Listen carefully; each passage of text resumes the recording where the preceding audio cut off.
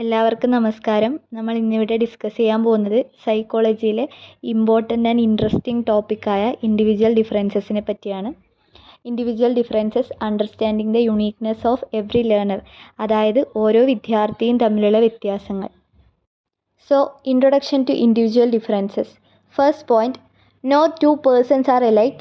Individuals differ from each other in many respects. അതായത് ഇപ്പോൾ നമ്മുടെ ക്ലാസ്സിൽ തന്നെ ചുറ്റും നോക്കിയാൽ എല്ലാവരും ഒരുപോലെയാണോ? അല്ല. ചില ആൾക്കാർക്ക് പെയിൻറ്റിംഗ് ആയിരിക്കും കൂടുതൽ ഇഷ്ടം, അതിലായിരിക്കും കഴിവ് കൂടുതൽ. ചിലർക്ക് വായനയായിരിക്കും ഇഷ്ടം, ചിലർക്ക് മാത്സ് എളുപ്പം മനസ്സിലാക്കാൻ പറ്റും, ചിലർക്ക് മികച്ച രീതിയിൽ പ്രസംഗിക്കാൻ പറ്റും. അങ്ങനെ ഓരോരുത്തർക്കും അവരവരുടേതായ പ്രത്യേകതകളുണ്ട്. So every human being is unique. No two individuals think, behave or learn in exactly the same way. These differences appear in abilities, interest, personality, intelligence, and learning style. Next point is, dissimilarity is a law of nature. Even twins and siblings from the same parents are not identical. അതായത് നമ്മൾ പുറമേ ഒരുപോലെ കാണുന്ന ഒരേ പാരൻസിനുണ്ടായ ഇരട്ടക്കുട്ടികൾ പോലും അവരുടെ ചിന്തയിലും സ്വഭാവത്തിലും പെരുമാറ്റത്തിലും വ്യത്യാസമുള്ളവരാണ്. അതുകൊണ്ട് തന്നെ ഈ വ്യത്യാസം എന്ന് പറയുന്നത് പ്രകൃതിയുടെ ഒരു നിയമമാണ്. Differences are natural and universal. Even children born to the same parents, including twins, show differences in their behavior, interest, and abilities. Next point is, effective learning occurs when differences in language, culture, and social behavior are acknowledged.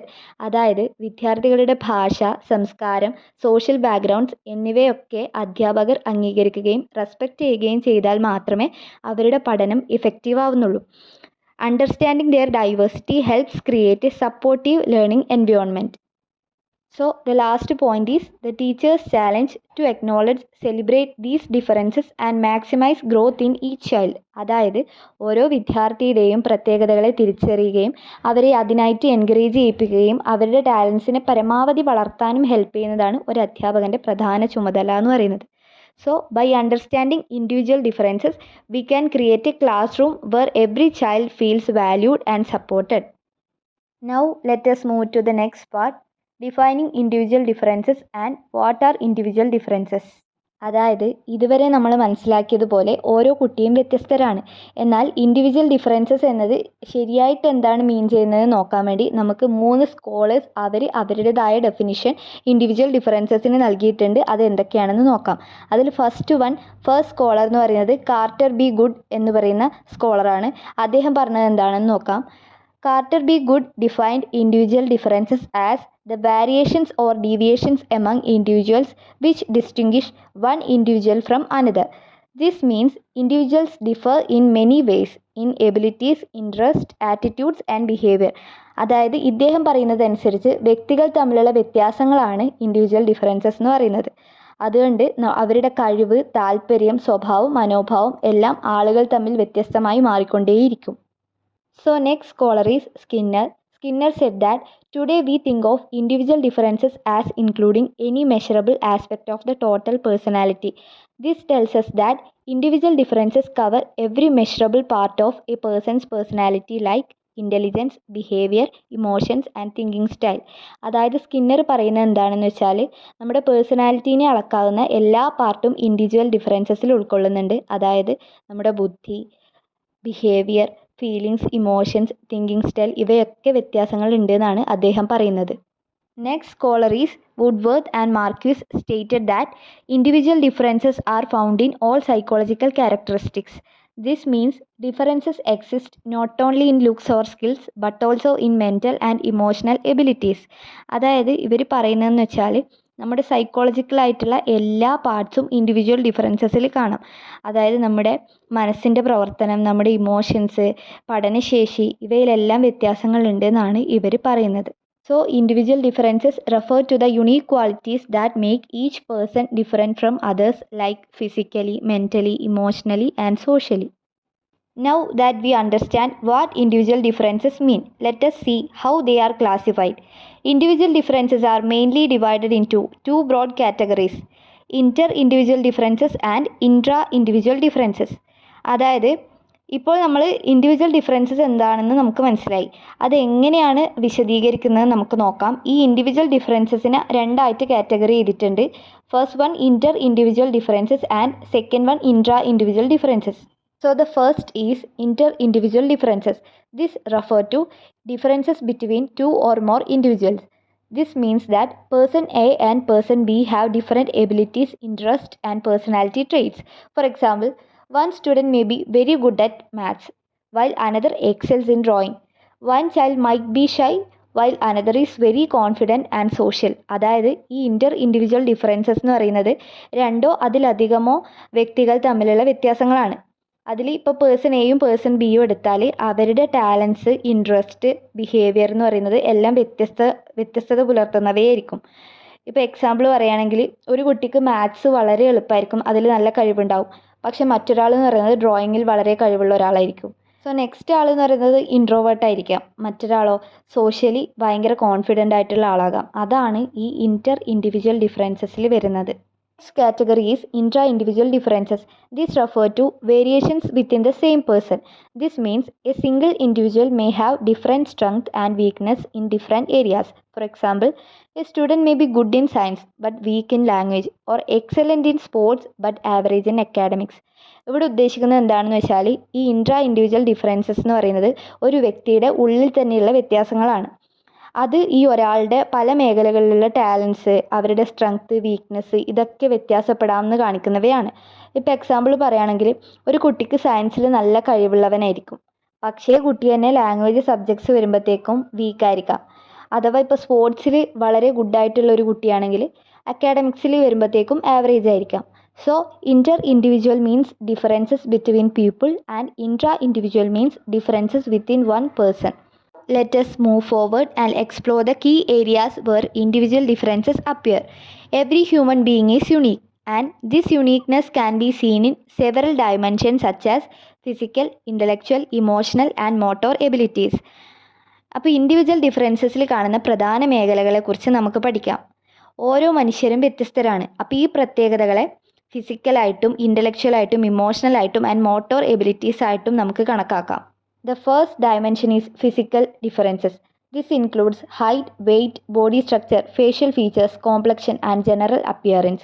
Even identical twins show small physical variations. അതായത് നമ്മൾ ആദ്യം നോക്കേണ്ടത് ശാരീരിക വ്യത്യാസങ്ങളെ പറ്റിയാണ്.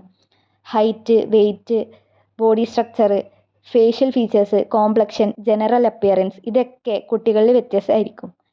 അപ്പം ഒരേപോലെയുള്ള ഇരട്ട കുട്ടികൾക്ക് പോലും ചെറിയ തരത്തിലുള്ള ഫിസിക്കൽ വ്യത്യാസങ്ങൾ ഉണ്ടാവുമെന്നാണ് പറയുന്നത്. The next dimension is intelligence. Students differ in IQ levels. അതിൽ ചിലർ ജീനിയസ് ആകാം, ചില ആൾക്കാർ ആവറേജ് ആകാം, ചില ആൾക്കാർ സ്ലോ ലേണേഴ്സ് ഉണ്ടാകാം. അപ്പോൾ അവരുടെ creativity, reasoning, problem solving skills എല്ലാം കുട്ടികളിൽ വ്യത്യാസപ്പെട്ടിരിക്കും. Some are genius, some are average and some are slow learners. They also differ in creativity, reasoning ability and problem solving and imagination. The third point is differences in motor ability. Motor ability refers to movement and coordination skills. Some students can run fast, write neatly or perform fine motor tasks easily. These skills include speed, hand coordination, reaction time and stamina. അതായത് motor കഴിവുകൾ എന്ന് പറയുന്നത് ശരീരത്തിൻ്റെ മൂവ്മെൻറ്റിനെയും നിയന്ത്രണത്തിനെയും ആണ് ഉദ്ദേശിക്കുന്നത്. ചില കുട്ടികൾ വേഗത്തിൽ ഓടും, ചിലരാണെങ്കിൽ നീറ്റായിട്ട് എഴുതും. അതുപോലെ ചില കുട്ടികൾക്ക് speed, coordination, reaction time, stamina ഇതൊക്കെ വ്യത്യാസപ്പെടാം. Next point is differences in achievement. Even if two students have similar intelligence, their academic achievement may differ. This depends on interest, effort, teaching quality and motivation. അതായത് ഏകദേശം ഒരേ ബുദ്ധിശേഷിയുള്ള കുട്ടികൾക്കും അവരുടെ academic performance ആകുമ്പോഴത്തേക്കും അതിൽ വ്യത്യാസം വരാം. കാരണം അവരുടെ ഇൻട്രസ്റ്റ്, എഫേർട്ട്, ടീച്ചിങ് ക്വാളിറ്റി, അവർക്ക് കിട്ടുന്ന മോട്ടിവേഷൻ ഇതൊക്കെയാണ് അവരുടെ അച്ചീവ്മെൻറ്റിനെ വലിയ രീതിയിൽ സ്വാധീനിക്കുന്നത്. So the final point is emotional differences. Students also differ in emotional maturity. Some children are calm and stable, while others get angry or upset easily. Expression of happiness, sadness, fear, or confidence varies among learners. So, the major areas of individual differences include physical traits, intelligence, motor skills, achievement, and emotions. അതുകൊണ്ട് individual differences പ്രധാനമായിട്ടും കണ്ടുവരുന്നത് ഇത്തരത്തിലുള്ള physical ട്രേറ്റ്സിൽ, ഇൻ്റലിജൻസിൽ, motor സ്കിൽസിൽ, അച്ചീവ്മെൻറ്റിൽ, അതുപോലെ തന്നെ ഇമോഷൻസിലൊക്കെയാണെന്നാണ് ഇവിടെ പറയുന്നത്. അപ്പോൾ നമുക്ക് ഇനി ഇൻഡിവിജ്വൽ ഡിഫറൻസസിൻ്റെ മറ്റ് പ്രധാന ഭാഗങ്ങൾ ഏതൊക്കെയാണെന്ന് നോക്കാം. First one, differences in study habits. അതായത് ഇപ്പോൾ നമുക്ക് പഠന രീതിയും നമ്മുടെ പഠനശീലം ഒക്കെ ഡിഫറെൻ്റ് ആയിരിക്കും. ഇപ്പോൾ ചില ആൾക്കാർക്ക് മോർണിംഗിൽ ഫ്രഷ് ആയിട്ട് ഇരുന്ന് പഠിക്കാനായിരിക്കും ഇഷ്ടം. മറ്റ് ചിലർക്കാണെങ്കിൽ ഈ നൈറ്റ് ടൈം ആയിരിക്കും ഫേവറേറ്റ് ആയിട്ട് ഉണ്ടാവുക പഠിക്കാൻ വേണ്ടിയിട്ട്. അപ്പം some wake up early, some study late at night, some prefer silence, others like background music. This affects academic success and concentration. The next point is differences in interest. ഇതിൽ പറയുന്നത് എന്താണെന്ന് വെച്ചാൽ ഇപ്പം കുട്ടികളനുസരിച്ച് അവരുടെ ഇൻട്രസ്റ്റ് മാറിക്കൊണ്ടേയിരിക്കും. ചില കുട്ടികൾക്ക് സ്പോർട്സിലായിരിക്കും ഇൻട്രസ്റ്റ് ഉണ്ടാവുക, ചിലർക്ക് painting, music, gadgets, TV shows, അങ്ങനെ ഓരോ സ്റ്റുഡൻസിനെ അനുസരിച്ച് ഇതിങ്ങനെ മാറിക്കൊണ്ടേയിരിക്കും. അപ്പം these interest guide hobbies, career choices and motivation. Next point is differences in attitude. Attitude means how we think and react about people and situations. അതായത് ഏത് കാര്യത്തോടും positive ആറ്റിറ്റ്യൂഡുള്ള ആൾക്കാരുണ്ട്. ചിലരാണെങ്കിൽ ഭയങ്കര practically think ചെയ്യുന്ന ആൾക്കാരായിരിക്കും. ഇപ്പോൾ ചില ആൾക്കാരാണെങ്കിൽ എന്ത് ചേഞ്ചസ് വന്നാലും അത് ആക്സെപ്റ്റ് ചെയ്യാൻ ഭയങ്കര സ്ലോ ആയിരിക്കും. So attitude influences behaviour, communication and discipline. The next point is differences in social and moral development. Students vary in social maturity, interaction style, and moral reasoning. Some make friends easily, some are shy, some are highly ethical, others may struggle with right versus wrong decisions. ചില ആൾക്കാർക്ക് social adjustment അധികമായിരിക്കും, ചില ആൾക്കാരാണെങ്കിൽ introvert traits കാണിച്ചുകൊണ്ടേയിരിക്കും. ഇനി morally വാല്യൂസിലും behaviour റൂൾസിലും difference ഉണ്ടാകുന്ന ആൾക്കാരും ഉണ്ട്. So this depends on family, culture, environment and personality. The final point is learning differences, pace, style and preferred methods of learning and memorization. അതായത് ചില ആൾക്കാർ ഫാസ്റ്റ് ലേണേഴ്സ് ആയിരിക്കും, ചിലരാണെങ്കിൽ സ്ലോ ആയിരിക്കും, പക്ഷേ അവർ സ്റ്റഡി ലേണേഴ്സ് ആയിരിക്കും. ചില ആൾക്കാർക്ക് കേട്ടാൽ തന്നെ മനസ്സിലാകും പെട്ടെന്ന്, മറ്റ് ചിലർക്കാണെങ്കിൽ വിഷ്വൽസ് വേണം, ആക്ടിവിറ്റീസ് വേണം ഇതൊക്കെ മനസ്സിലാക്കാൻ വേണ്ടിയിട്ട്. So understanding this helps teachers adapt methods according to student needs. Finally, individual differences exist in physical, intellectual, emotional, social, moral and learning aspects. അതായത് ഒരാളും മറ്റൊരാളും ഒരുപോലെയല്ല, അതാണ് ഈ ഇൻഡിവിജ്വാലിറ്റി എന്നുകൊണ്ട് ഇവർ ഉദ്ദേശിക്കുന്നത്. As educators we must respect diversity, provide supportive learning environments, identify each learners strength and encourage personal growth.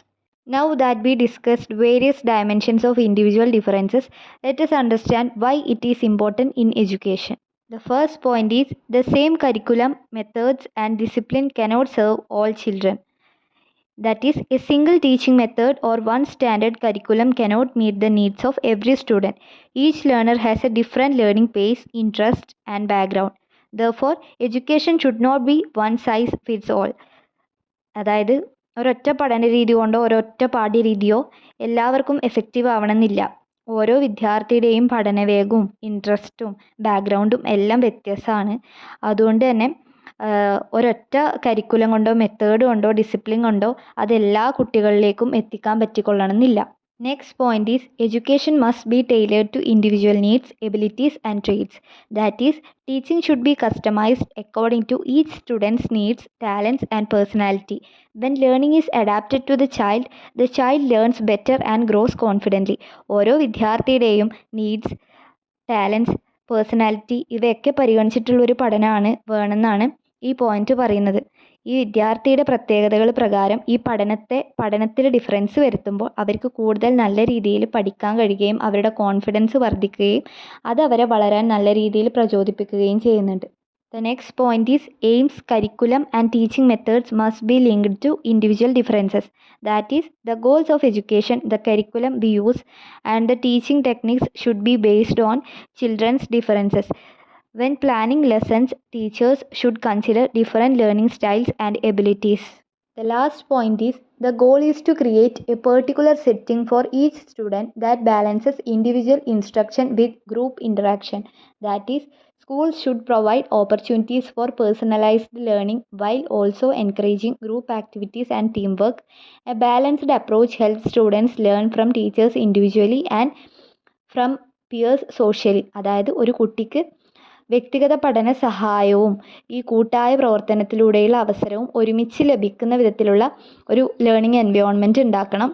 ഇതിൽ നിന്ന് ആ കുട്ടിക്ക് കിട്ടുന്ന എന്താണെന്ന് വെച്ചാൽ ആ അധ്യാപകനിൽ നിന്ന് ഒരു വ്യക്തിപരമായ പഠനവും പിന്നെ ഫ്രണ്ട്സുമായിട്ട് കൂടുതൽ ഇടപഴകാനുള്ള സാമൂഹികമായ പഠന രീതിയും ലഭിക്കുന്നുണ്ട്. So understanding individual differences ensures that every child receives the right support to succeed in school and life. Now that we understand why individual differences are important in education, let's look at some practical strategies teachers can use inside the classroom. So first point is providing a suitable environment. A classroom should provide opportunities for physical, intellectual and emotional growth. Activities like sports, group tasks, classroom discussions and creative programs help students grow holistically.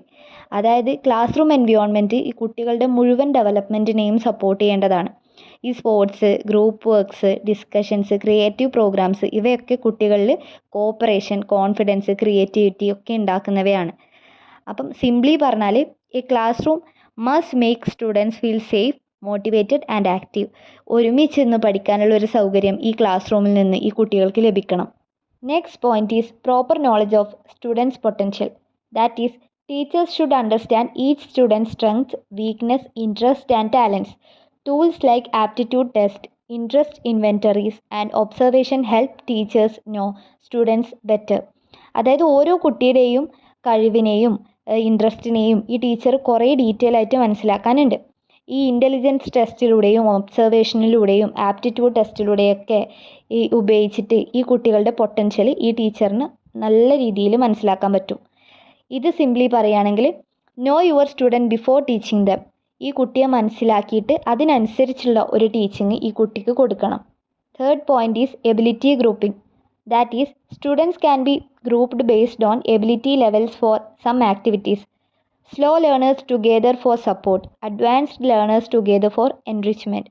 അതായത് ഓരോ കുട്ടിയുടെയും ശേഷി പ്രകാരം ഈ grouping ചെയ്യുന്നത് learning easy ആക്കാൻ സഹായിക്കുന്നുണ്ട് കുട്ടികളെ. ഇപ്പോൾ സ്ലോ ലേണേഴ്സിനെ സപ്പോർട്ട് ചെയ്തുകൊണ്ടും ഫാസ്റ്റ് ലേണേഴ്സിനെ ചാലഞ്ച് ചെയ്തുകൊണ്ടും ലേണിംഗ് നടത്താം. പക്ഷേ അപ്പോൾ നമ്മൾ ആലോചിക്കേണ്ട ഒരു കാര്യമുണ്ട്. This could be flexible and supportive, not labelling or discouraging. അല്ലെങ്കിൽ ഈ കുട്ടിക്ക് അതൊരു ലേബൽ ഫീൽ ചെയ്യും എന്നാണ് ശ്രദ്ധിക്കേണ്ടത്. അത് ആ കുട്ടീനെ ഡീമോട്ടിവേറ്റ് ചെയ്യും. അപ്പോൾ സിംപ്ലി പറയുകയാണെങ്കിൽ group students temporarily to help them learn better. കുട്ടികൾക്ക് എളുപ്പത്തിൽ പഠിക്കാൻ ഒരു ഗ്രൂപ്പ് സപ്പോർട്ട് നൽകേണ്ടത് അത്യാവശ്യമാണ്. So these are the first set of strategies teachers can use, such as right environment, right knowledge and right grouping. Now let us move to the next part, more essential strategies for classroom provision. In today's inclusive education system, we know that every learner is different. So let's look at the 3 more important classroom provisions.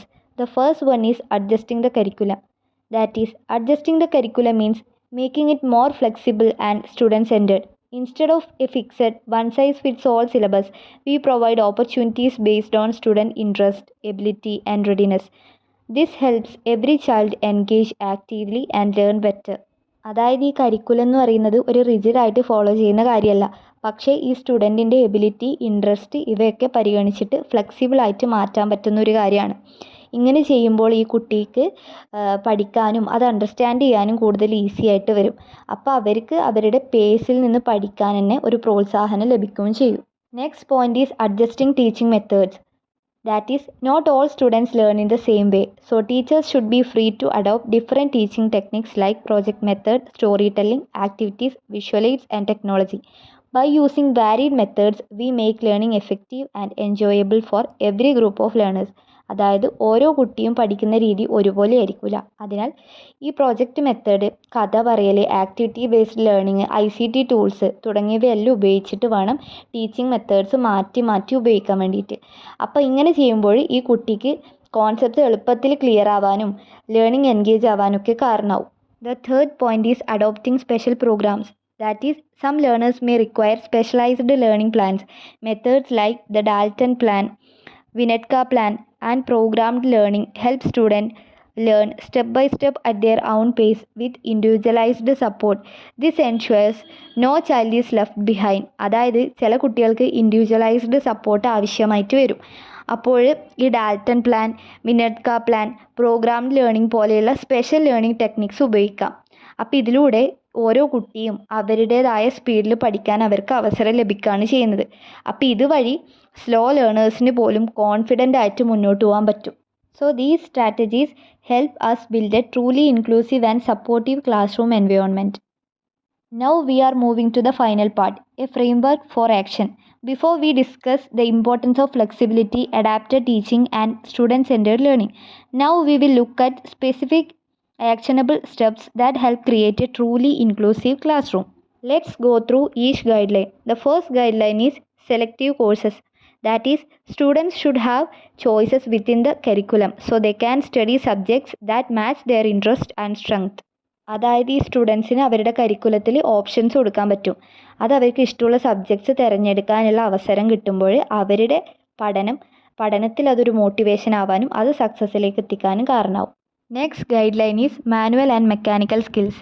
That is provide hands on learning opportunities like craft, lab work, gardening or vocational skill practice. അതായത് ഈ കുട്ടികൾക്ക് hands on activities നൽകണമെന്നാണ് ഈ പോയിന്റിലൂടെ പറയുന്നത്. Craft gardening ആയാലും lab activities ആയാലും vocational training ആയാലും ഇത് കൊടുക്കുന്നതിലൂടെ അവർക്ക് പ്രാക്ടിക്കൽ സ്കിൽസ് ഡെവലപ്പ് ചെയ്യാനും അതിലൂടെ അവരുടെ പഠനം മീനിങ് ഫുൾ ആക്കാനും ഇത് സഹായിക്കും.